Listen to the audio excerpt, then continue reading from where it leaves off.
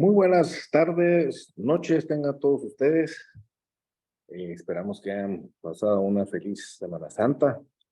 Bienvenidos nuevamente a un nuevo actividad educativa por parte de Integra Cancer Institute. Yo soy el doctor Eduardo Garzuzzi, soy cirujano oncólogo y director médico de Integra Cancer Institute. El día de hoy estamos conmemorando el mes de la concientización sobre el cáncer de cabeza y cuello, en conjunto con el Centro de Cabeza y Cuello, que se encuentra también en Integra Medical Center. Nos decidimos concentrarnos en lo que es el cáncer de faringe para platicar con ustedes el día de hoy. Me acompañan hoy dos excelentes expositores del Centro de Cabeza y Cuello. El doctor Milton López es un médico y cirujano graduado de la Universidad Francisco Marroquín. Posteriormente hizo sus estudios de otorrinolaringología y cirugía de cabeza y cuello en la clínica Bremen en Alemania. Y el doctor Juan Pablo Díaz, quien es graduado de la Universidad de San Carlos de Guatemala y hizo sus estudios en su entrenamiento en otorrinolaringología y cirugía de cabeza y cuello en Oviedo, España. Pues como dirán a los doctores, pues no es de los cánceres más comunes que tenemos, pero sí tienen factores de riesgo muy peculiares y desafíos importantes, ya que la gran mayoría de estos son escamosos, desafíos importantes en cuanto a la localización del tumor primario, pero también en cuanto a su drenaje linfático hacia el cuello. Así que, de nuevo, agradecer a los que nos acompañen con esto y pues dejo a los doctores para que empiecen sus exposiciones. Muchas gracias.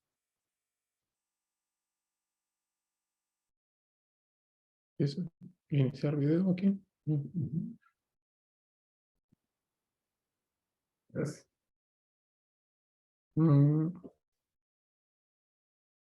Aquí.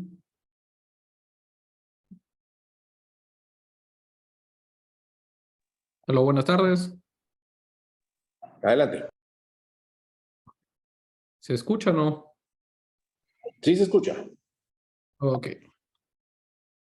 Bueno, perdón. Bueno, gracias por la oportunidad de tocar un poco el tema de cáncer de faringe. Juan Pablo y yo, su servidor, vamos a tocar el tema de cáncer de faringe, enfocándonos un poquito en nasofaringe, cáncer orofaringe y hipofaringe. Entonces, como podemos empezar, vamos a empezar hablando del cáncer de rinofaringe o nasofaringio. Esta, como podemos ver aquí en la pantalla, es en la parte azul, que es la parte de la nasofaringe, que es la parte posterior a la cavidad de senos paranasales. Esta tiene íntima relación con la trompa de Eustaquio. Entonces vamos a ver que dicho cáncer se puede dividir básicamente en queratizante y no queratizante. El no queratizante es el que está asociado a la enfermedad o la infección de Epstein-Barr, y esta es mayormente más endémica en las regiones asiáticas, en China, mayor que todo. Entonces, esta población es la que sí padece más, casi la mitad de los casos mundiales son de pacientes asiáticos que se ven afectados por esta sociedad, pero también está distribuido en el resto del mundo. Muchas veces se ve por migración de dicha población al resto del mundo, y muchos dirán si está asociado a la infección de Epstein virus, si se podría hacer un screening. Anticuerpos IgA contra screening de Epstein-Barr tienen baja sensibilidad y baja especificidad, por lo que no se realiza. En áreas específicas sí se puede hacer como screening un estudio de ADN de plasma, en plasma de Epstein-Barr virus, que sí se usa, pero por los elevados costos últimamente se ha utilizado en este tiempo en dicha población específica. Esta sí tiene en estadios tempranos y se han hecho estudios, incluso con estudios clínicos, más de 20,000 pacientes que sí tienen un 98-97% de sensibilidad y especificidad, y es útil en el diagnóstico para estadios tempranos y que va a tener se va a favorecer bastante el paciente en diagnosticarlos en estadio temprano para poder darle un tratamiento adecuado. Como he dicho, esta entidad es más que todo en países, en China, entonces es en China donde actualmente, últimamente sí se ha utilizado esto como un screening para la población afectada. Entonces, como vemos aquí en las imágenes, tenemos la imagen de arriba, es una visión de la nasofaringe, donde está la trompa, la entrada de la trompa de Eustaquio y la fosa de Rosenmüller, que es el lugar más común donde se manifiesta o aparece esta entidad. La fosa de Rosenmüller es el receso nasofaringeo lateral, y muchas veces se presentan con características o síntomas otológicos por la obstrucción de dicha trompa de Eustaquio. Entonces, muchos pacientes con otitis serosa a repetición, siempre como otorrinos, yo le decía a los residentes, pacientes siempre que tengan otitis serosa media, siempre tienen que inspeccionar la nasofaringe para descartar que no tenga un proceso obstructivo. En niños puede ser la adenoides, pero en adultos siempre un examen otorrinolaringológico tiene que tener una endoscopía, sea flexible o rígida, de la nasofaringe para descartar un proceso educativo a este nivel. Este territorio es bastante rico en vasos linfáticos, entonces por eso muchas veces se va a manifestar, aunque sea pequeño el tumor, como metástasis ya a nivel de cuello. Entonces aquí en la imagen de abajo vemos como una otitis media con un moco retrofaringio puede ser el síntoma inicial o el motivo de consulta del paciente por el cual acude, y como repito, siempre es importante evaluar la nasofaringe. En las imágenes de arriba tenemos dos ejemplos, estos son de estadio 1, por así decirlo. Vamos a ver más adelante, el estadiaje ha cambiado, la última versión, que el único cambio que respecta a la nasofaringe es que ya T0 ya incluye un cáncer que no es identificable en la nasofaringe, pero que en una metástasis de un nodo linfático es positivo para Epstein-Barr. Entonces eso se categoriza como un T0 de cáncer nasofaringeo. En las imágenes de arriba vemos cómo invade ahí la fosa de Rosenmüller, y ya de la otra imagen un proceso ocupativo ya de la trompa de Eustaquio que puede producir otitis media serosa, como había explicado. Y entonces, a grosso modo, T1 solo invade la nasofaringe y la cavidad nasal o cavidad oral. El espacio parafaringeo, invasión del espacio parafaringeo ya es considerado como un T2. Un T3 ya incluye invasión ósea y senos paranasales, y T4 ya es un tumor extendido, ya sea que afecta pares craneales o ya hacia craneal, que ya invade con invasión cerebral o invasión en el espacio masticatorio o hipofaringeo ya caudalmente. Como les había dicho, también se manifiesta simplemente con adenopatías ganglionares. Muchas veces puede estar relativamente no un tumor tan visible, pero por los vasos, la región que es rica en vasos linfáticos se presenta como un síndrome de origen desconocido o un Coop syndrome. Entonces, para evaluar dicha dentro del diagnóstico, siempre se puede hacer o tiene que incluir estudios de imágenes.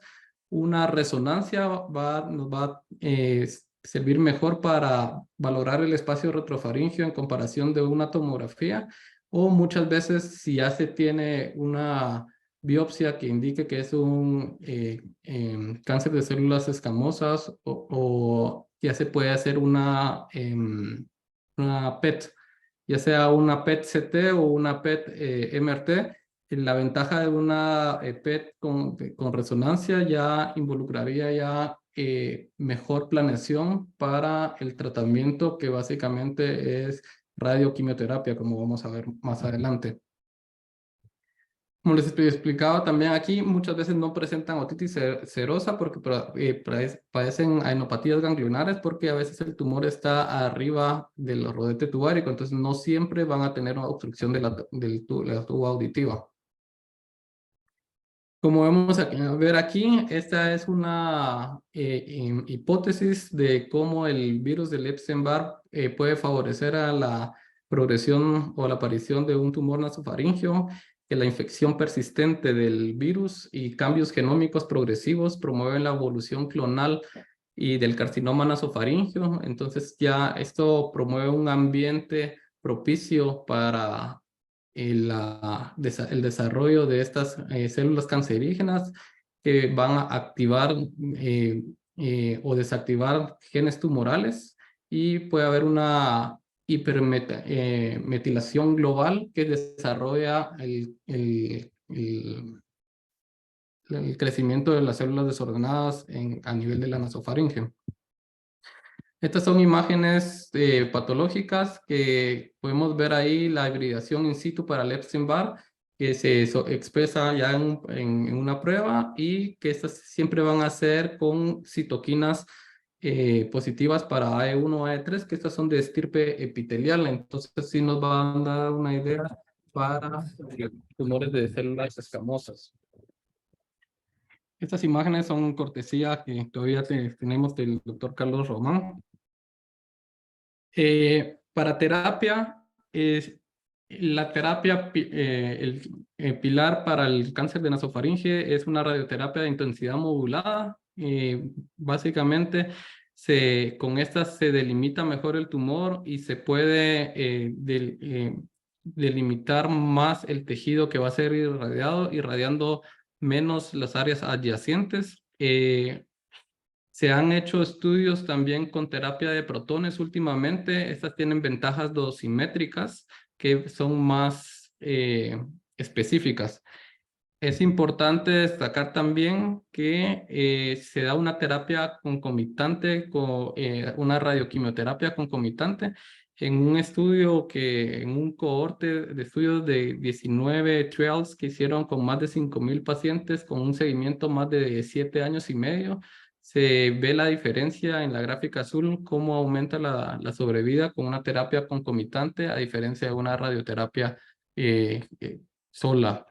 Esto es bastante importante en estadios tempranos para evitar la progresión, y la quimioterapia es útil para radiosensibilizar y que sea más efectiva el tratamiento. Cuando ya tenemos invasiones o tratamientos refractarios a dicha terapia, se han visto, como habían dicho anteriormente, más en pacientes asiáticos. Hay más estudios de esto, que si se puede ya hacer una cirugía de rescate, se pueden hacer. Obviamente estas son bastante agresivas. Esta es una cirugía de rescate que no respondió al tratamiento, pero últimamente se pueden hacer endoscópicamente. Entonces, para tener un abordaje cerrado, que se pueden hacer endoscópicamente. Entonces, es una opción. Gracias a Dios, esto es muy poco frecuente, pero sí se podría hacer una nasofaringectomía, ya sea abierta o endoscópica, en el caso de que sea refractaria al tratamiento, pero con el tratamiento se ha visto que es bastante efectivo. Ya pasando más a la orofaringe, entonces como vemos aquí ya en la imagen de color verde, es posterior a la cavidad oral, incluye los elementos de la base de la lengua, amígdala, paladar, y es importante que el examen físico, hacer una inspección completa de la orofaringe, no solo visual, sino que también se pueden ver con palpación cervical. Muchas veces presentan adenopatías, como vamos a ver adelante. Muchas veces no se pueden presentar como un cáncer de origen desconocido con adenopatías ganglionares. No siempre tiene que ser el tumor evidente. Y es importante palpar todas las lesiones que se encuentran en la nasofaringe, que ya que muchas veces es de crecimiento submucoso y solo se presentan con induraciones. Entonces sí es bastante importante hacer la palpación y no solo la inspección de la cavidad oral. Los síntomas característicos que presentan los pacientes son disfagia o disfagia, y muchas veces también pueden presentar hemorragias de vía superior, ya que estos muchas veces ulceran y sangran.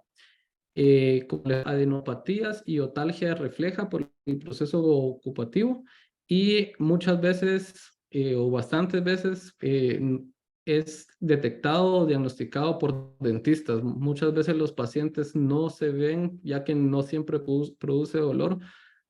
Cuando tienen procedimientos dentales, el dentista ve algo raro o un crecimiento anormal y siempre lo manda referido para descartar o diagnosticar cáncer orofaringeo. Como les había dicho, presentaciones inusuales son como tumores de origen desconocido con metástasis ganglionares en cuello. Muchas de las metástasis son quísticas. Entonces, es cuando tenemos un síndrome de origen desconocido con metástasis ganglionar en cuello, la causa más frecuente va a ser cáncer de las células escamosas no queratinizantes de orofaringe. Como les había dicho, no siempre se presenta como un tumor clásico con una ulceración a nivel de la orofaringe. Muchas veces es mucoso, entonces muchas veces no se puede detectar con la inspección. Y como parte del diagnóstico siempre se va a hacer una tomografía o una resonancia, una PET o una amigdalectomía. A esto me refiero con el proceso de cuando tenemos una metástasis ganglionar de cáncer de origen desconocido. Siempre hay que descartar las causas más frecuentes. Entonces, muchas veces se hace una panendoscopía con biopsias de las regiones más frecuentes en otorrinolaringología, que sería senos piriformes en la hipofaringe, base de lengua, amígdalas y nasofaringe. Muchas veces no es evidente el tumor, muchas veces se hace las biopsias a ciegas, esperando encontrar algo. Y muchos abogan por hacer la amigdalectomía en dicho proceso diagnóstico como parte del diagnóstico, porque muchas veces está muy en las criptas de la amígdala, entonces no se ve un tumor evidente. Entonces, en este estudio también recalcan que cuando hay una síndrome de cáncer de origen desconocido con metástasis ganglionar, se benefician de irradiar la mucosa faríngea, ya que es el lugar más frecuente. Este otro estudio recalca que en pacientes que tuvieron 87% de las metástasis quísticas eran cáncer de orofaringe, y como les repetía, muchas veces el epitelio se presenta el cáncer en las criptas de las amígdalas. Por eso muchos abogan por la amigdalectomía como proceso diagnóstico / terapéutico para el manejo de cáncer de origen desconocido con metástasis ganglionar en cuello. Últimamente, otro boom que se ha dado es no solo hacer la amigdalectomía como parte del diagnóstico de cáncer de origen desconocido, sino que también una resección submucosa de la base de la lengua. Muchas veces el cáncer es como muy pequeño, que no se puede ver, aún con biopsias a ciegas, no se ve, no sale como positivo para cáncer en base de la lengua, pero muchos estudios últimamente han descrito que resecciones de base superficiales de la base de la lengua sí son positivas para un cáncer de orofaringio. Entonces ya dejaría de ser un cáncer de origen desconocido, ya encontraríamos el primario más que todo en este caso en base de lengua. En esta imagen podemos ver cómo, digamos, en la resonancia sí tiene un aumento de contraste, el medio contraste en base de lengua. Y entonces podemos ya ver cómo está el cáncer de orofaringe descrito en base de lengua.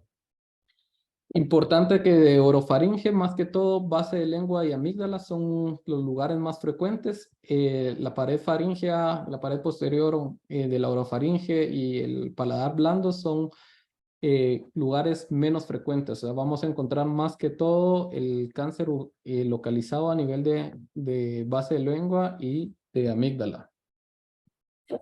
Queríamos hacer énfasis también en los cambios que han tenido la nueva clasificación del Comité Americano de Cáncer en la 8ª edición, que fue del 2017, y hubieron varios cambios a recalcar en cabeza y cuello. Entonces, básicamente es que la estratificación se cambió en faringe y en 3 grupos. Como les había explicado al principio, en la nasofaringe se incluye positivo o negativo para el virus del Epstein-Barr como queratizante y no queratizante, dejándolo como positivo, aunque no tengamos tumor evidente en nasofaringe, cuando tenemos un marcador positivo de virus del Epstein-Barr en metástasis ganglionales cervicales. En neurofaringe, obviamente, se enfatizó en diferenciar en positivo para el virus del papiloma humano o negativo, y que esto va a crear un nuevo paradigma de la estratificación para el cáncer de orofaringe. Ahora se va a dividir en tanto la clasificación T y N como positivo y negativo para el virus del papiloma humano, que como vamos a ver más adelante es con el P16. Ha habido un aumento de la incidencia de carcinomas de amígdalas en base a la lengua de los 90s, que ha incrementado. Esto se ha visto más que todo en pacientes jóvenes que no necesariamente tienen riesgos de tabaco y de alcohol, que es el riesgo, como ustedes saben, para todo cáncer en todo nivel. Y lo bueno de diferenciar del carcinoma que es positivo para el HPV es que va a tener un mejor pronóstico y responden muy bien al tratamiento. O sea, estos van a responder mejor o tienen una tasa de mejor para la radioquimioterapia. Entonces, el test para el papilomas o el estado o positivo o negativo lo vamos a medir básicamente con el marcador P16, que es simple, económico y reproducible y es disponible en todo el mundo. Es un biomarcador sustituto y fiable. Va a tener un pronóstico positivo independientemente para el cáncer de orofaringe, y es la detección del P16 se ha visto una relación directa con el estadiaje positivo o negativo del virus del papiloma humano. Entonces, y es fácil patológicamente sobre una sobreexpresión, ya estamos hablando positivos y se manifiesta más del 75%. Entonces, en la nueva clasificación, hablando de carcinomas de orofaringe con PD negativo, todo queda igual, excepto que se removió el T0. De ahí todo quedó igual. Para la clasificación N se hizo una subdivisión ya de N3, dividiendo en N3A y en N3B, dejando solo el N3B ya con invasión de extranodal. Esa es N. Para la clasificación de virus del papiloma humano con P16 positivo, ya es una clasificación T. Solo se eliminaron en la nueva clasificación el carcinoma in situ y el TB4. Ahora solo hay de T0, T1, T2, T3 y T4, que básicamente es menor de 2 centímetros T1, entre 2 y 4 centímetros T2, y a T3 ya hay una extensión a la epiglotis lingual, y T4 ya es un tumor extendido. Es importante también para clasificar la clasificación N en P16 positivo en orofaringe, en patológicos y no patológicos. Entonces, en patológicos se ha visto que los pacientes que sufrieron cirugía sí tuvieron un cambio en la sobrevida con el número de ganglios afectados, más no así los pacientes que recibieron solo radioquimioterapia como tratamiento inicial. Entonces, por eso sí se hace la diferenciación si se opta por un tratamiento quirúrgico en una categorización de N de solo N0, 1 y 2, solo basándose en el número de ganglios linfáticos afectados, y de N0 a 3, ya dependiendo si es contralateral, ipsilateral y el tamaño de los nódulos. La clasificación M se quedó sin ningún cambio, solo ya es M1 con metástasis a distancia y M0 sin metástasis a distancia, y el estadio 4 ya solo se reservó para los pacientes que tienen metástasis a distancia. Y por último, la clasificación N del resto, de ya sea cavidad oral, orofaringe, laringe, hipofaringe o orofaringe con PSC negativo, todo queda igual. Es que automáticamente todos son N3 con invasión extranodal, solo con excepción de N2A, que es un nódulo linfático menos de 3 centímetros, un único, pero que tiene una invasión extranodal positiva. La invasión extranodal siempre va a ser clínico, reforzado o soportado por estudios radiológicos. Como pueden ver, pueden ser ya sea invasión de piel, infiltración de músculo o infiltración ya de pares craneales. Y como les repito, siempre tiene que estar respaldado por evidencia radiológica, ya sea tomografía, resonancia o incluso ultrasonido. Y en patológico, esto solo es para diferenciar si es menor o mayor. Si es menor menor de 2 milímetros la invasión extracapsular, y si es mayor de 2 centímetros, o vista a simple vista desde el patólogo, pero para fines de clasificación del TNM no varía si es una invasión extranodal menor o mayor. Media vez ya tenga invasión extranodal, aunque sea menor, ya es clasificado ya como invasión extranodal positivo, y por lo tanto, dependiendo de la localización del tumor, ya sería así que un N3. Estos son ejemplos de cáncer de orofaringe. Como podemos ver en esta imagen, aquí tenemos dos cánceres, o sea, dos ulceraciones que probablemente sean o fueron cánceres, pero siempre es importante en esta instancia ver si no hay una carcinogénesis a nivel de la mucosa. En pocas palabras, decir si solo es un tumor que está extendido y manifestado en dos ulceraciones, o si son dos tumores separados. En esta ya vemos cómo afecta la amígdala y el paladar blando. En esta vemos cómo afecta toda la pared posterior de la orofaringe, y en esta que solo afecta parte del pilar el pilar anterior, y tal vez ya afecta ya la amígdala.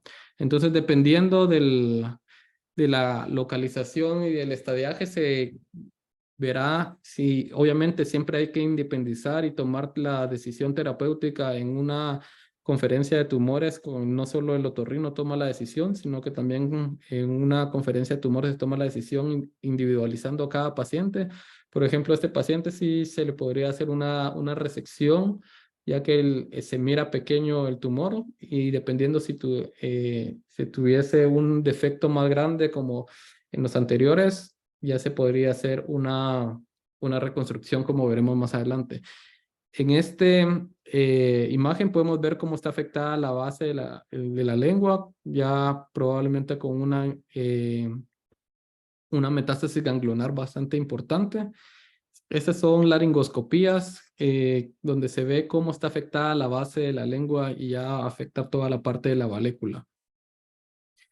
Radiológicamente se pueden ver, siempre en tomografía es importante ver la invasión a los espacios adyacentes. Siempre es importante hacer una tomografía con medio de contraste para ver la localización y qué tanto invade el lugar. Por ejemplo, en base de lengua, ya si ya es bilateral, y depende si es muy profundo. Por ejemplo, antes se hacían glosectomías, que ahora son operaciones muy muy drásticas, muy mutilantes. Entonces, con la nueva clasificación, ya viendo si es un carcinoma E16 positivo, ya vemos que va a tener una mejor o una buena respuesta al tratamiento con radioquimioterapia, y podría ser una opción en el lugar de como anteriormente se hacían glosectomías totales. En este ejemplo podemos ver que probablemente ya sea un tumor en bloque con invasión al cuello con ganglios cervicales, y que probablemente sea por continuidad ya la invasión. Muchas veces, como les digo, también se pueden hacer PET para no solo hacerle el diagnóstico si se presenta como cáncer de origen desconocido, sino que también sirve para planear la radioquimioterapia si se le dará al paciente. Y como les había dicho, si se opta por un tratamiento quirúrgico, hay opciones para, si el defecto queda muy grande, hacer reconstrucciones. Normalmente el caballo de Troya para reconstrucciones en orofaringe va a ser siempre un colgajo del antebrazo con anastomosis de la arteria radial, como podemos ver aquí en la imagen de arriba. Toda la pared lateral de la orofaringe fue reconstruida con piel del antebrazo. Aquí vemos cómo fue reconstruido a este nivel todo el paladar blando. Aquí la pared lateral del orofaringe, cabal, vemos cómo incluso hay vellosidades del brazo que tienen pacientes ahí. También sirve para tumores de cavidad oral. Por ejemplo, hemiglosectomía, si todavía es compatible, el paciente ya puede todavía tener función de deglución y fonación. Entonces, hasta una hemiglosectomía se puede reconstruir con colgajo del antebrazo. Y vemos si abarca la base de lengua, se puede hacer una faringectomía lateral, y aquí vemos cómo el colgajo va a servir para cubrir el defecto. Últimamente también se ha visto menos invasivo hacer un TORS, que es una cirugía robótica transoral para resecar tumores que normalmente por ángulos no se puede hacer transorales. Entonces, como vemos aquí en la imagen, el cirujano no es el que está aquí a la par del paciente, el cirujano es el que está atrás, el que está adelante solo es el asistente que enfoca la cámara, y entonces ya con esta ventaja ya tenemos instrumentación más angulada y podemos llegar a ángulos donde normalmente no entraríamos con visión directa a través de la orofaringe. Les dejo aquí a Juan Pablo para que siga con la segunda parte de la plática, y al final, si tienen dudas, con mucho gusto las resolvemos.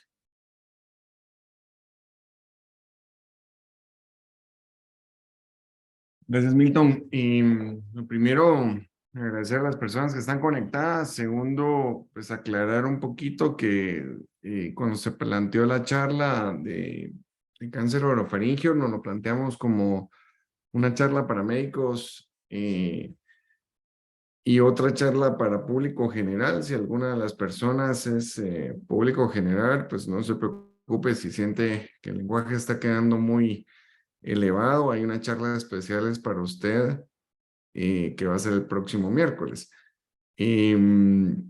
Pues complementando un poquito lo que decía el doctor López, nos vamos a hacer énfasis en el papel del virus de papiloma humano, en por qué este tumor es diferente con respecto a los cánceres de la misma localización asociados a tabaco y alcohol.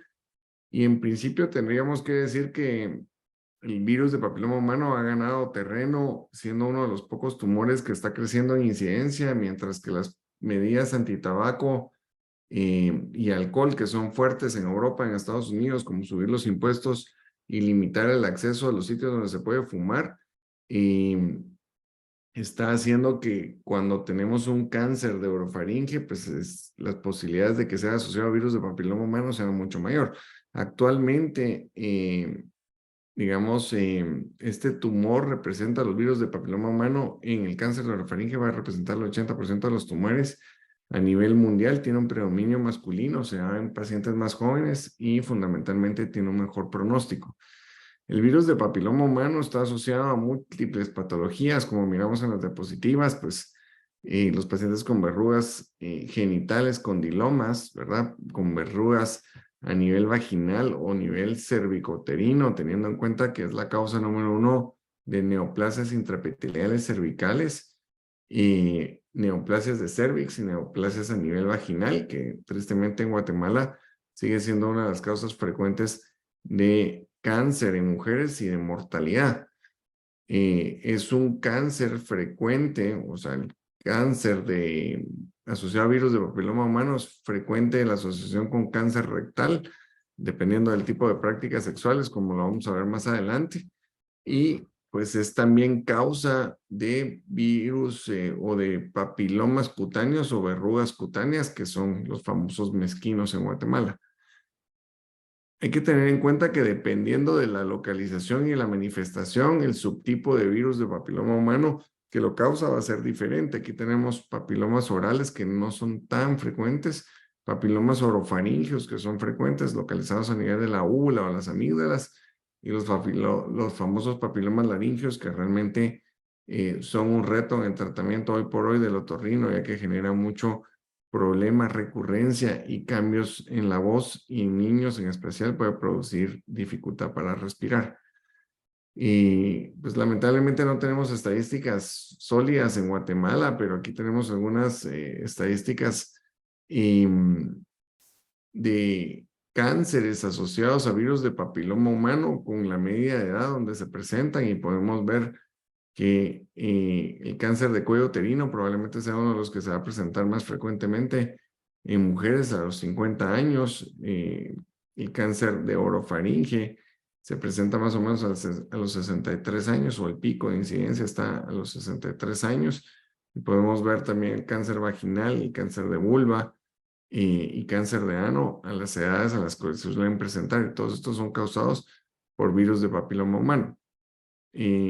En hombres, ¿verdad? Vamos a tener una incidencia mucho mayor de cáncer orofaringeo que otros subtipos, ¿verdad? Pero también está asociado a cáncer de pene y cáncer de ano, y teniendo en cuenta un poquito las diferentes prácticas sexuales. Y la razón por la que el virus o el cáncer asociado a virus de papiloma humano tiene muy buen pronóstico es que hay unas oncoproteínas, unas proteínas que generan el virus de VPH, que son las oncoproteínas E6 y E7, que se van a unir a unos genes supresores de tumores muy importantes, como es la proteína P53 y RB, haciendo que no tengan la función de detectar que está creciendo un tumor en nuestro cuerpo y lo podamos atacar, o mande señales para que nuestras células tumorales se destruyan. La gran ventaja que tiene este tipo de tumores es que pareciera que son muy sensibles a radioterapia y quimioterapia. Cuando entra radioterapia y quimioterapia a jugar o como tratamiento, estas freno de las oncoproteínas E6 y E7 se libera y genera que el cuerpo detecte como tumor al cáncer y que mande las señalizaciones para que se destruyan, lo cual ha ganado mucho territorio en el tratamiento con radioterapia y quimioterapias. Y aquí tenemos algunas de las pocas publicaciones que tenemos donde se hizo un estudio por uno de nuestros profesores que lamentablemente falleció hace 2 años, que es el profesor Román Carlos, donde se comparó el porcentaje de pacientes asociados a virus de papiloma humano en Guatemala con Brasil, en una muestra pequeña de práctica privada, pero el 100% de los cánceres que miramos en nuestra clínica que fueron incluidos en ese estudio eran asociados a virus de papiloma humano, cuando la localización era el orofaringe, comparado con un 69% en Brasil. Y una de las cosas importantes por las cuales hay que hacer estos estudios de P16 es que el pronóstico es muy diferente y que nos permite como escoger un poquito cuál es el mejor tratamiento para los pacientes. Aquí podemos ver las curvas del cáncer de orofaringe o de la supervivencia de cáncer de orofaringe cuando tenemos un tumor causado por el virus, donde la curva es sumamente alta, ¿verdad? Digamos, la posibilidad de estar vivo a los 5 años es superior a un 85%, mientras que cuando no es causado por orofaringe, podemos tener casi un 50% de supervivencia. O sea, estamos hablando que aunque sea el mismo tumor en la misma localización, cuando está asociado al virus o fue causado por el virus, nuestros chances de estar vivos y responder al tratamiento es muy alto comparado con el cáncer asociado a tabaco y alcohol.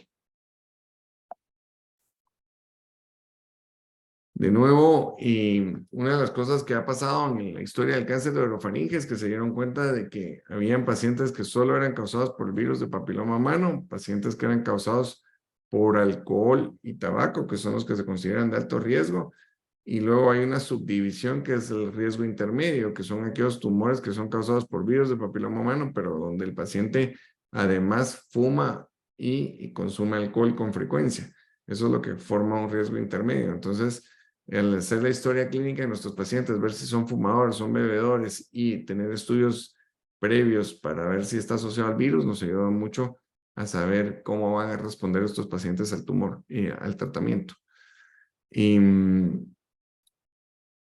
Y uno de los retos que tenemos como médicos y que ya lo empezamos a hacer es, pues sabiendo un poquito que estos pacientes responden en un 85-90% a la radioquimioterapia, pues empieza a hacer estudios para ver si logramos disminuir la dosis de radioterapia, disminuir la quimioterapia o basarnos en la cirugía para disminuir la toxicidad de la quimioterapia. ¿Y quiénes son los pacientes que pareciera que es atractivo hacerlo?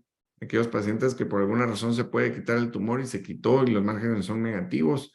Los pacientes en donde solo tenemos 5 ganglios positivos y no tienen invasión extracapsular, o se logró quitar el tumor sin dejar enfermedad visible, que son los que tienen márgenes negativos.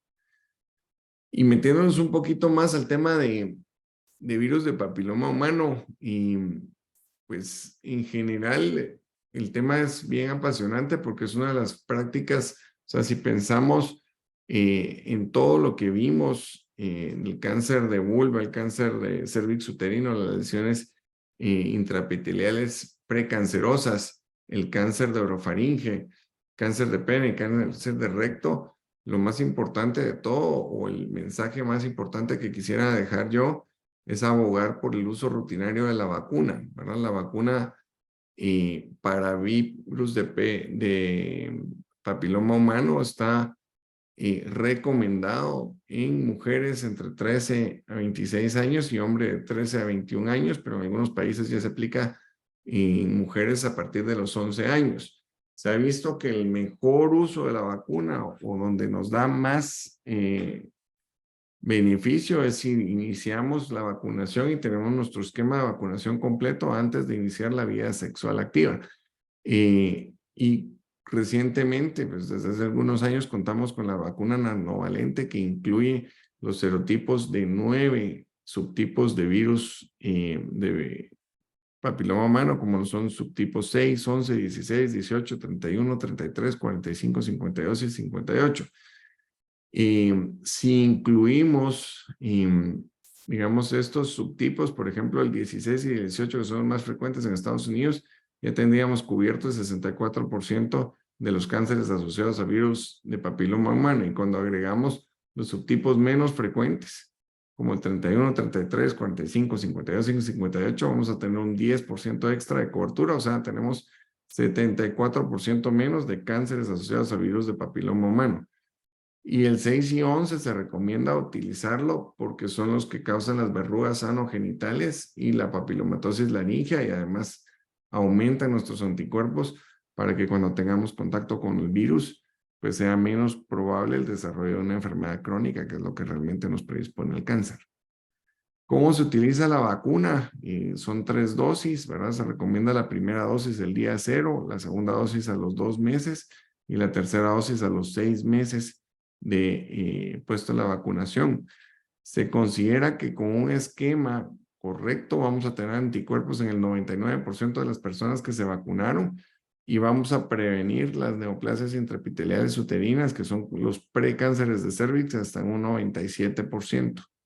Y la verdad es que los esquemas o la eficacia de la vacuna para prevención de cáncer uterino, que probablemente es la causa de muerte número 1 de cáncer en mujeres en Guatemala es altísimo, y pues yo creo que es una medida urgente de salud pública que se debiera instalar a nivel universal en nuestra población.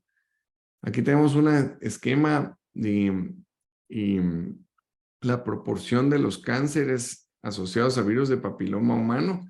Y por ejemplo, podemos ver hasta el 58 que están incluidos en la vacuna. Prácticamente tendríamos una cobertura de hasta un 87% de los pacientes. O sea, tendríamos 87% menos cánceres asociados a virus de papiloma humano si la vacuna fuera universal. Y probablemente pues desaparecerían muchas de las lesiones precancerosas como las verrugas genitales. Se considera que el virus de papiloma humano representa el 5% de todos los cánceres del cuerpo, lo cual es un montón si lo ponemos en la población mundial. Es el virus oncogénico más frecuente, como hablaba el doctor López. El Epstein-Barr, la infección crónica por Epstein-Barr es el causante de los cánceres de nasofaringe. Aquí estamos hablando de virus de papiloma humano. Y la prevalencia en cavidad oral, que no ha sido muy estudiada, de infección crónica por VPH es más o menos de un 6%, mientras que a nivel del cervix se considera que es de un 10% en población general. Y hay que tener en cuenta extra, ¿verdad? O motivaciones extras para vacunarse. Las verrugas genitales son la enfermedad de transmisión sexual más frecuente, y que hay algunos estudios que asocian el virus de papiloma humano con infertilidad y abortos espontáneos. Y aquí tenemos una comparación de la vacuna cuadrivalente, o sea, cuando tenemos solo 4 subtipos de virus de papiloma humano, comparada con la que tenemos 9 subtipos de papiloma humano, y miramos cómo el porcentaje de mejoría o de disminución de cáncer a nivel de cervix es superior con la última vacuna nanovalente. Y pues en general, reforzar un poquito lo que habíamos venido platicando en los estudios. Pareciera que si logramos vacunar al 100% de nuestra población, vamos a tener menos o una reducción de 86% de cáncer de orofaringe. O sea, ahorita estamos viviendo esa etapa donde, pues gracias a Dios, el cigarro y el alcohol se volvió mucho menos popular. Y hay que tener en cuenta que son vicios donde uno tiene que fumar bastante y tiene que consumir alcohol en grandes proporciones para desarrollar un cáncer asociado de la cavidad oral o orofaringea por esto. Mientras que el virus de papiloma humano ha crecido en proporción muy importante. Y aquí tenemos el porcentaje de reducción que se lograría con la vacuna nanovalente. Entonces, en general, pues, aunque pues este esquema me gustó, que dice no te preocupes por el virus de VPH, ocúpate cómo pues mantenerse informado o educándose, vacunándose. Y el hecho de estar vacunado no quita que tengamos que hacer los papanicolaos y las revisiones frecuentes con los ginecólogos, y la utilización de preservativos, y además evitar el consumo de cigarro, que pareciera que genera infecciones o inflamación crónica en el epitelio del orofaringe y hace que sea más probable que se nos pegue el virus de papiloma humano. Definitivamente tenemos que educar a la gente, en especial a nuestros niños, para la utilización de barreras en todas las relaciones sexuales. Se recomienda, pues, obviamente, evitar relaciones sexuales con personas que tienen verrugas genitales, los chequeos ginecológicos frecuentes para tratamiento de las lesiones de papiloma, la vacunación y pues los métodos de preservativos, incluso en el sexo oral hombre-mujer. Y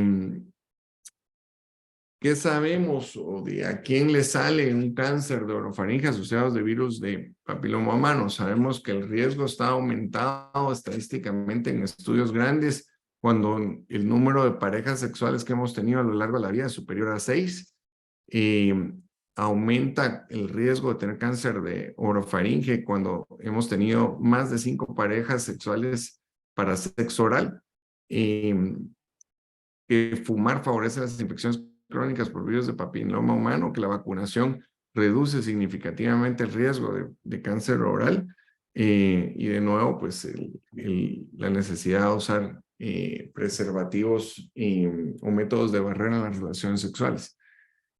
Pero en general, digamos, este es un estudio muy interesante donde hicieron unas cortes muy grandes basadas en el comportamiento de las personas participantes, buscando identificar cuáles eran los factores de riesgo para cáncer asociados a virus de papiloma humano. El factor de riesgo número 1 es el número de parejas con los cuales hemos tenido relaciones sexuales, el inicio temprano de las relaciones sexuales. En estudios a nivel de Brasil, el promedio es a los 15 años, por lo tanto, las esquemas de vacunación buscan y han ido bajando la edad para la vacunación, y ahorita actualmente hay recomendaciones en muchos países de iniciar la vacunación a los 11, 12 años, y se considera que la probabilidad de adquirir virus de papiloma humano en mujeres es de 84% cuando tienen relaciones sexuales con alguien que está, perdón, este es el porcentaje que vamos a tener de posibilidad de contagiarnos a lo largo de la vida con algún virus de papiloma humano. Obviamente aquí no solo están incluidos los subtipos sexuales, pero más o menos 84% de las mujeres va a tener algún contagio con algún virus de papiloma humano, incluyendo los subtipos cutáneos o las verrugas, y hasta 91% de los hombres. Se considera que las infecciones se van a aclarar, o sea, ya no vamos a tener infección en el 90% de los casos, pero existe un subgrupo de pacientes que se quedan con infecciones crónicas y la probabilidad de contagio durante un acto sexual es de 40% cuando tenemos contagio pues, o relaciones sexuales con alguien que está contagiado de manera crónica con el virus. Reforzando pues el papel mágico que parece tener la vacuna, y pues creo que como médicos debemos de volcarnos a fomentar que la mayor parte de nuestros pacientes estén vacunados. Nosotros también tenemos vacunas en la clínica e intentamos hacer campañas pro vacunación de nuestros pacientes. Y como último tema, y pocas diapositivas para entrar al tema más importante que son las preguntas, vamos a hablar de cáncer de hipofaringe.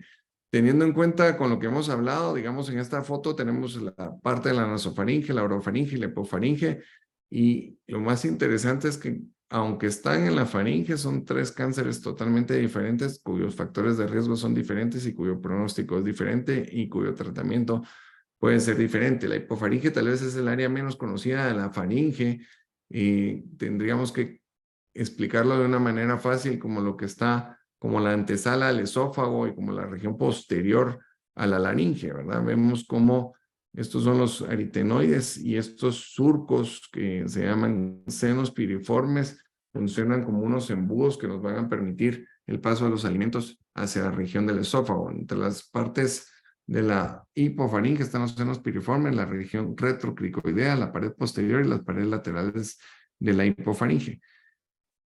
Los cánceres de hipofaringe se van a manifestar por dificultad para tragar y dolor a la hora de tragar, o sea, disfagia o inosfagia, y pueden tener disfonía por la cercanía que tienen con las cuerdas vocales. Entonces, un tumor de hipofaringe rápidamente puede invadir la laringe, que es la región anatómica cercana, y generarnos una parálisis de cuerda vocal.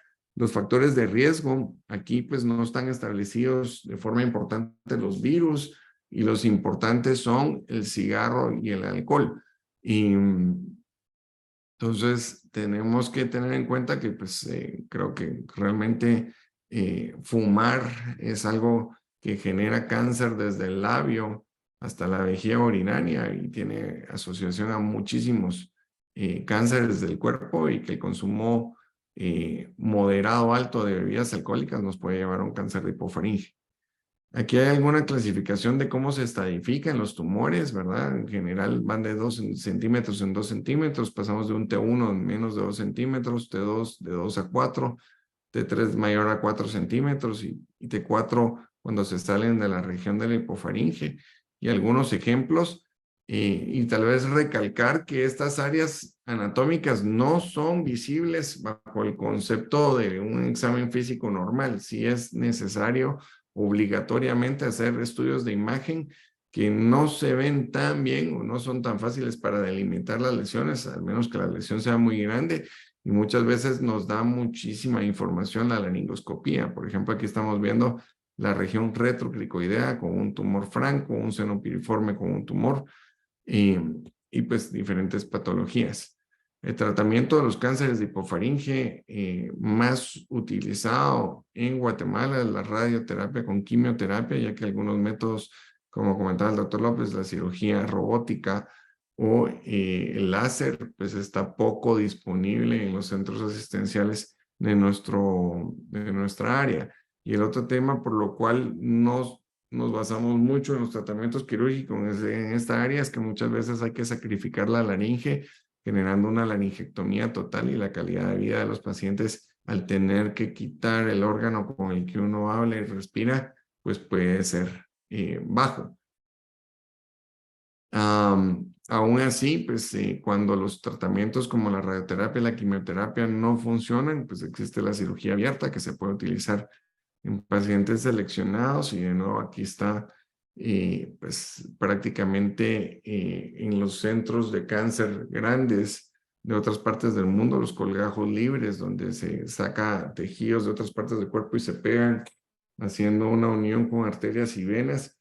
Son la norma en las cirugías de cáncer grandes y pues en Guatemala ya empezamos con ese tipo de cirugías, todavía haciendo una curva de aprendizaje lenta y con resultados que tenemos que mejorar.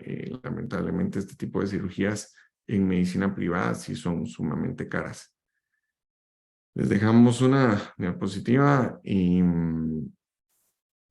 para los datos de la clínica, si necesitan alguna duda o pregunta. Y pues no sé si el doctor Garzusi nos modera si hay alguna pregunta o estamos para servirles.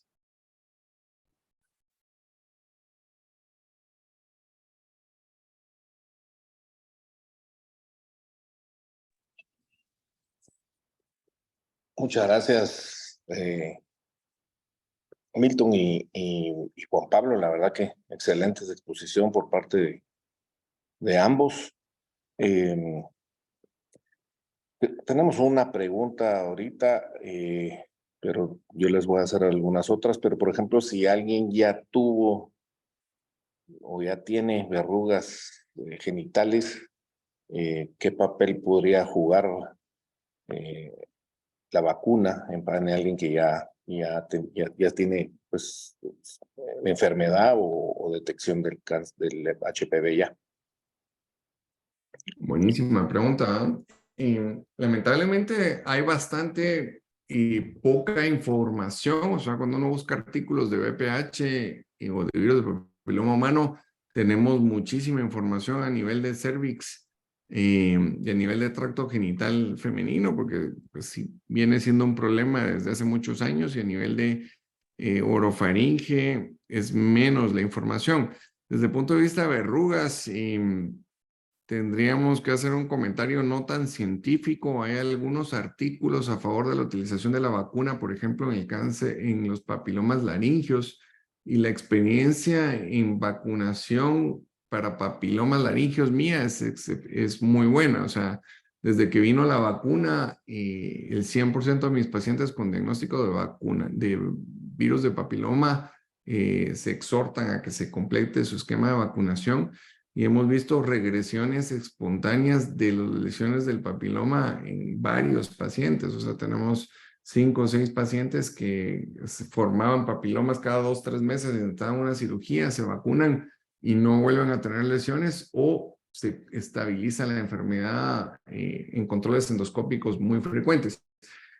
No nos dedicamos a verrugas genitales, pero digamos está incluido dentro de los subtipos de la vacuna.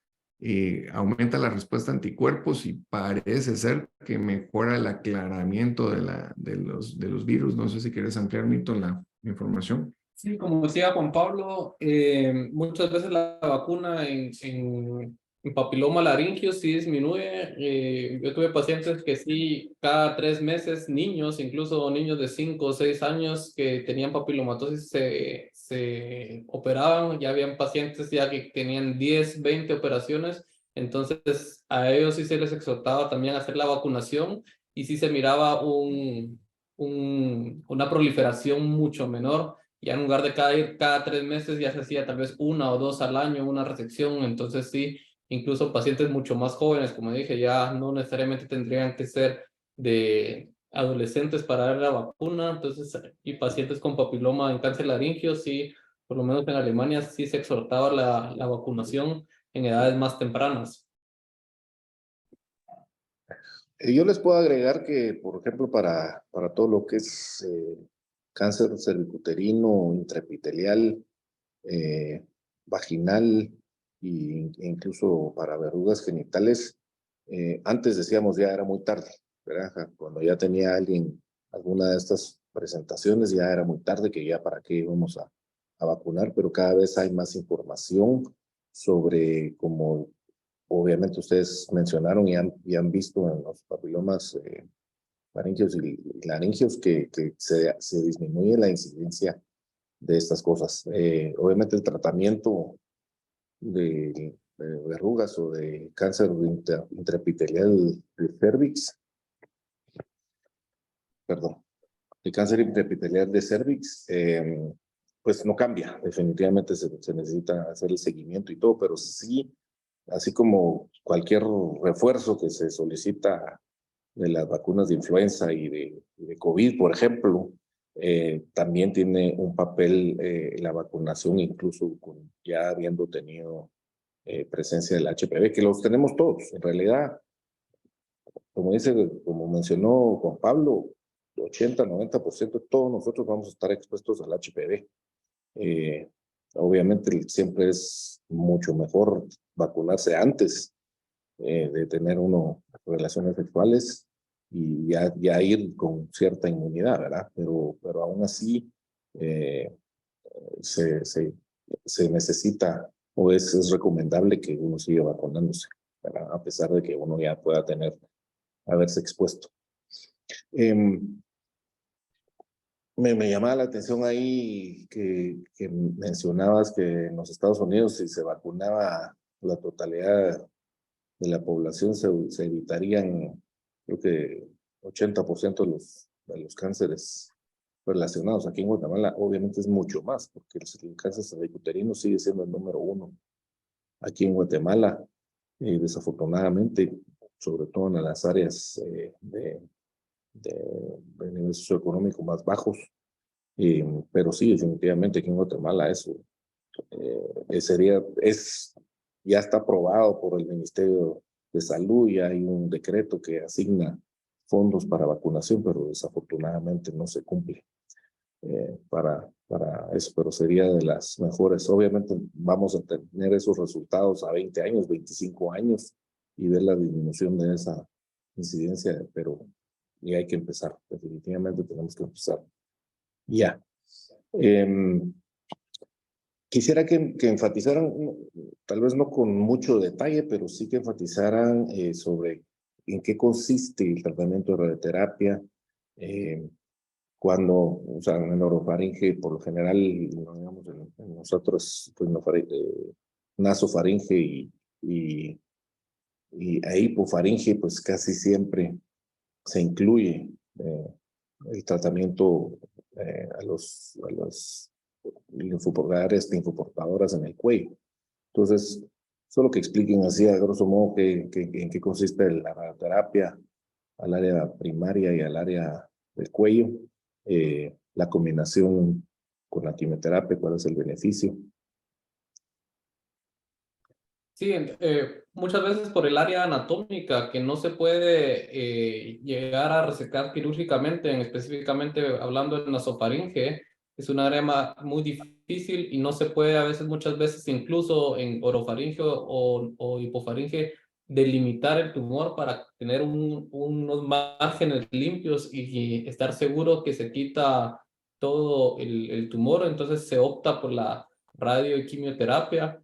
Entonces sí es un pilar bastante importante, no solo como terapia primaria, sino que también se puede dar como terapia adyuvante, o sea, pacientes que se someten a una resección quirúrgica, aún teniendo resecciones con márgenes libres, siempre se discute la distancia de márgenes, el número de nódulos linfáticos, la invasión extranodal, para dar una terapia adyuvante, o sea, una radio o radioquimioterapia después de la operación para tener mejor pronóstico. Entonces, el papel importante de la radioquimioterapia no solo es como terapia única, sino que es como terapia también como combinada con la cirugía.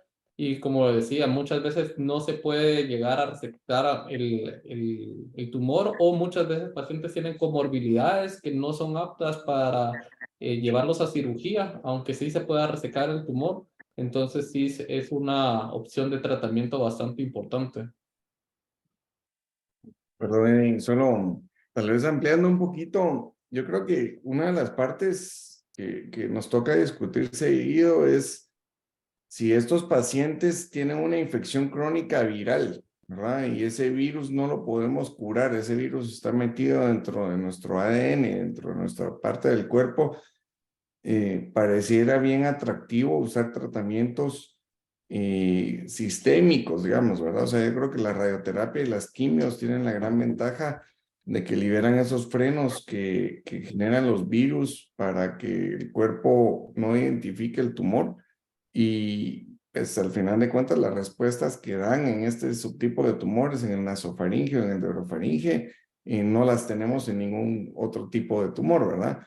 Entonces, pues yo solo, la ventaja que tiene la radioterapia en general es que pese a que son tratamientos duros y que el costo es elevado, no estamos quitando los tejidos afectados por el tumor, y muchas veces la función de esas áreas tan importantes para hablar, comer, pues partes importantes para respirar, se respeta, ¿verdad? Entonces, cuando tenemos la certeza de que el tumor es generado por el virus, pues yo creo que va a ser difícil que la cirugía retome el papel principal, y la radioterapia y la quimio van a seguir ganando.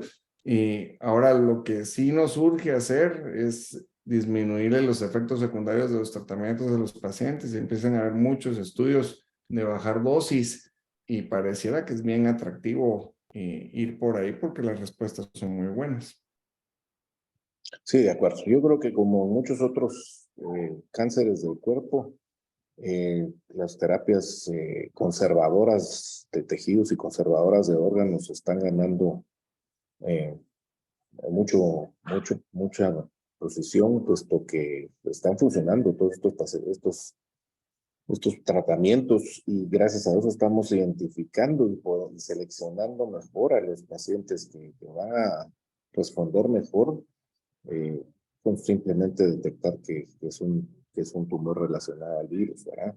Entonces, la importancia, tal vez ustedes pueden enfatizar la importancia del manejo multidisciplinario y la necesidad de discutir todos estos casos en un grupo multidisciplinario, donde obviamente podemos obtener mejores resultados. Creo que es bien importante. Y como tal vez comentario para, o sea, a veces cuando uno tiene un diagnóstico de cáncer se engloba un poquito, cuesta convencer a los pacientes que se traten, pero yo en los 11 años que llevo en Guatemala, gracias a Dios no he tenido ningún paciente que hayamos perdido por cáncer de orofaringe asociado a virus de papiloma humano. O sea, solo recuerdo una paciente que tuvo una recurrencia, y el pronóstico es excelente con los tratamientos convencionales. Como mencionaba también el diagnóstico de trabajo y tratamiento multidisciplinario, no solo es también como nosotros parte quirúrgica, ustedes darle radioquimioterapia y todo, sino que también un soporte emocional a las personas, como habíamos dicho, también son otros factores que afectan a los pacientes que tengan los efectos adversos, ya sea la cirugía o la terapia. Muchas veces les va a costar tragar, tienen que tener soporte nutricional de los pacientes. Muchas veces incluso utilizan sondas nasogástricas durante el tratamiento, ya sea quirúrgico o en la recuperación postoperatoria, o durante la radioquimioterapia, por diferentes aspectos.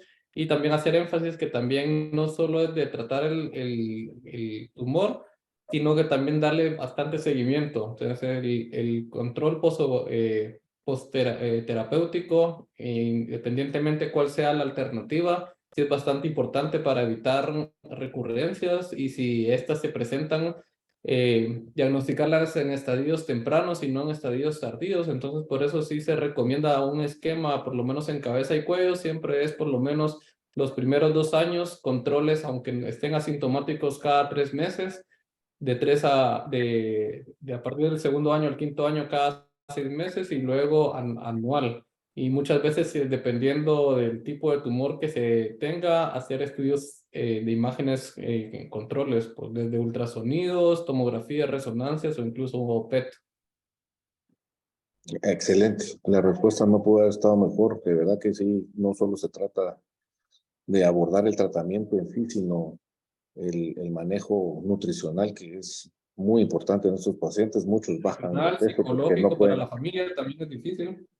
no pueden comer bien y sí, el manejo psicológico también es muy importante, sobre todo mientras están recibiendo el tratamiento que es duro. La verdad que sí es duro Así es. y pueden, y muchas veces quieren tirar la toalla y la verdad que el apoyo de la familia y de un buen psicólogo o psicooncólogo es importantísimo. Excelente, yo creo que o sea, es poco sobre todo en HPV, el paciente que recurre, pero obviamente siempre hay esas cirugías de rescate, tal vez no tan extensas, pero sí hay un papel para la cirugía todavía para rescate, ¿verdad, Juan Pablo? Correcto. El rescate es muy atractivo, en especial en si lo que falló fue el cuello, porque hacer disecciones de rescate aún con pacientes que han recibido radioterapia es técnicamente posible y relativamente conseguible con pues con buen pronóstico, digamos, o con baja morbilidad para el paciente. Lo que es difícil realmente es hacer rescates en la cavidad oral con relación a los músculos pterioideos, pacientes que abren mal la boca, o sea, los rescates de la enfermedad local en cualquier área de la faringe son complejos, ¿verdad? O sea, pero pues existen, hay que intentar hacerlos.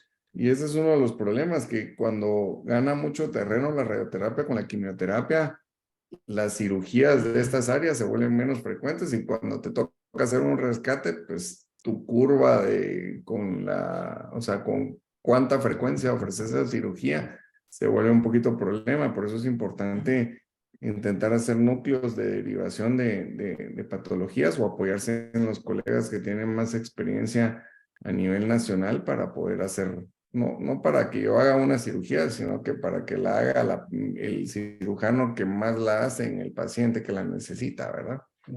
Y también mencionar inmunoterapia.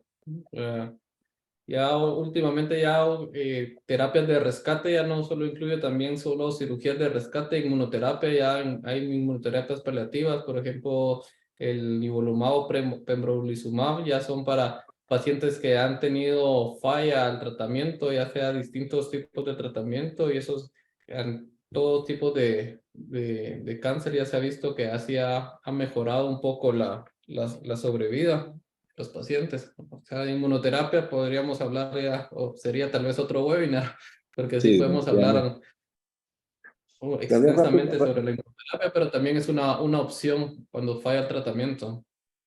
Ok. Y de último, solo para que mencionen que obviamente no todos los cánceres son escamosos. Hay también Exacto. Obviamente es la otras mayoría. histologías como de glándulas salivales, algunos sarcomas muy raros, pero tal vez pueden mencionar un Adenocarcinomas. poquito de eso. Sí, pues como les decía, nos enfocamos más a cáncer de células escamosas para hablar del tema porque es lo más frecuente, pero sí hay entidades que son un poco frecuentes, que se manifiestan en cabeza y cuello, de glándulas salivales, como bien lo mencionaba, adenocarcinomas que también se pueden presentar incluso en laringe, que es muy raro los casos, pero sí también hay sarcomas a nivel de cabeza y cuello, también se pueden presentar y entidades que también incluso se pueden presentar linfomas a nivel de cabeza y cuello. Muchas veces Una amígdala se puede presentar con una ulceración y al final es un linfoma, no siempre tiene que ser un cáncer de células escamosas, lo más común, pero sí muchas de las presentaciones de linfomas también se da a niveles de cabeza y cuello y muchas veces se hace el diagnóstico con una simple amigdalectomía que probablemente diagnóstica y al final sale que es un linfoma, entonces sí hay muchas entidades que sí se manifiestan en cabeza y cuello. Sí, de hecho el linfoma es el segundo más frecuente, ¿verdad, Juan Pablo? Yo creo que hemos visto bastantes linfomas de orofaringe, es un área muy rica en tejido linfóide. Sí, correcto. Pues a veces hay que entender que aunque no sea el tratamiento primario o el papel del otorrino o cirujano de cabeza y cuello, puede ser tomar biopsias o monitorizar el área, ¿verdad? O sea, muchas veces estos pacientes son tratados por otros colegas y nos mandan para que hagamos esas endoscopías, control, que detectan mejor una recurrencia antes que un estudio de imagen, ¿verdad? Bueno, pues estoy buscando, a ver, no sé si habrá preguntas en Facebook. Vamos a ver, métame un segundito. Aquí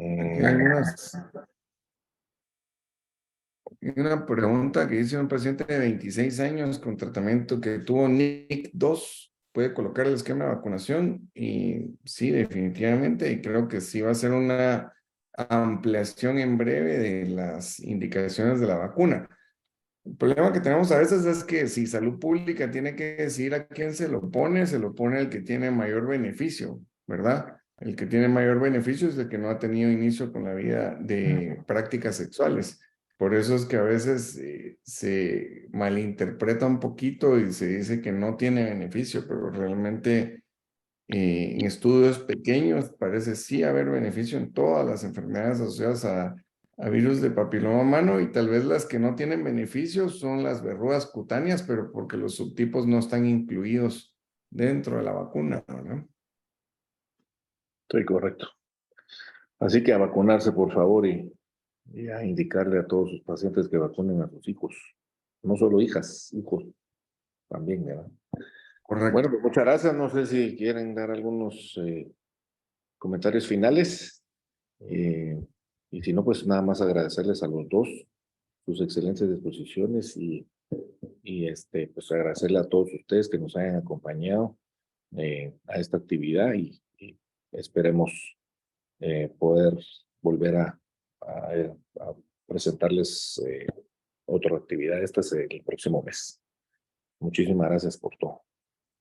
Gracias, estamos a las órdenes. Gracias. Feliz noche. Feliz noche a todos.